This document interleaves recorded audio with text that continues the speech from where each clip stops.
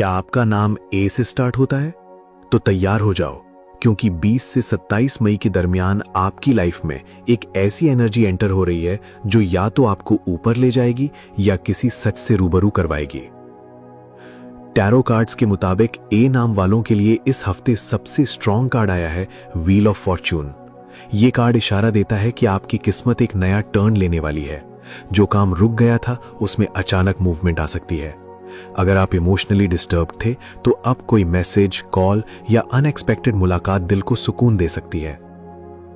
Career और पैसों के हवाले से भी पॉजिटिव साइंस नजर आ रहे हैं। एक न्यू अपॉर्चुनिटी या किसी पुराने प्लान का रिजल्ट मिल सकता है। लेकिन टैरो ये भी कह रहा है, हर बात हर किसी को मत बताना, क्योंकि किसी की नजर आपकी एनर्जी को अफेक्ट कर रही है। लव लाइफ में अगर आप सिंगल हैं तो कोई सीक्रेटली आपको ऑब्जर्व कर रहा है, और रिलेशनशिप में है तो मिसअंडरस्टैंडिंग्स खत्म होने के चांस